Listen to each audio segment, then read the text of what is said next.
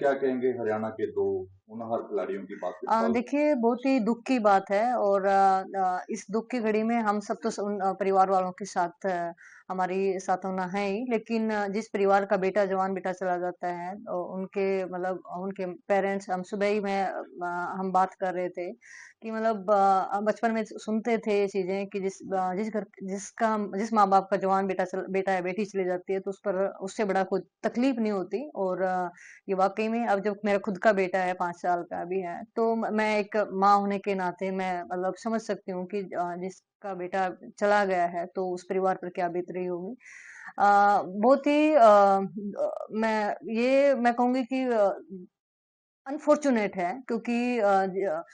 देखिए आप अब ह- हर कोई अलग अलग तरह की बात करता है, लेकिन बिल्कुल ये एक मैं कहूंगी कि कुछ चीजें होती हैं जो हमारे हाथ में नहीं होती। अभी अब काश रह जाता है कि काश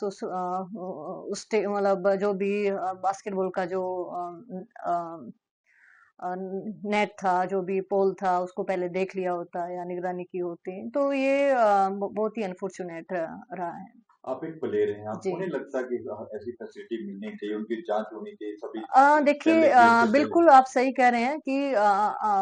मैं एक्चुअली मैं देखती भी हूँ कि हमारे जो जितनी भी बिल्डिंग्स होती हैं जो भी स्पोर्ट्स साई में लगा लीजिए आप कहीं पर भी जो स्टेडियम बने हुए हैं वहां पे नई बिल्डिंगों के ऊपर ज्यादा जोर रहता है कि नया नया नया। लेकिन मैं समझती हूँ और मैं चाहती हूँ कि जो हमारी जो पुरानी बिल्डिंग्स या पुराने जो भी स्टेडियम में जो भी ग्राउंड्स हैं चाहे वो किसी भी बास्केटबॉल का हैंडबॉल का हो रेसलिंग में, तो उन जो पुरानी चीजें उनकी देखरेख प्रॉपर तरीके से उनकी होनी चाहिए और उनकी मरम्मत साथ ही साथ होती रहनी चाहिए ताकि जो अब ये हमारे दो होनहार जो खिलाड़ियों के साथ जो हुआ है जो आज चले गए हैं जिंदगी से, तो ऐसा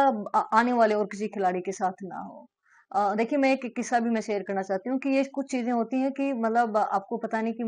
मौत कहाँ पे आ जाए, वो वाली चीज है। क्यों मुझे याद है कि 4-5 साल पहले हमने घर में एक रोप क्लाइंबिंग का रच्छा लगाया हुआ था, एक पेड़ के ऊपर बांधा हुआ था और मेरे हस्बैंड उसको रोप क्लाइंबिंग कर रहे थे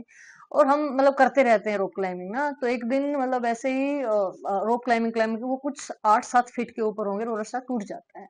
और वो मतलब क्योंकि हाइट कम थी वो गिरे और 2-3 मतलब 10-10 सेकंड वो गिरे रहे। हमारे पास कैमरा भी था, हमने रिकॉर्डिंग में देखा बाद में। तो 10 सेकंड तक वो मतलब उन्होंने उठे और मतलब उसको झटका आया, लेकिन हो सकता है कि वो और 15 फीट पे होते तो मतलब कुछ कोई भी नहीं हो जानता, सकता कुछ भी हो सकता है। तो ये वो चीजें एक्सीडेंटली हम कह सकते हैं, लेकिन हाँ लेकिन कुछ ना कहीं ये जो चीजें हैं जो स्टेडियम्स हैं जो भी ग्राउंड्स हैं उनकी देख रेख उनकी करनी चाहिए।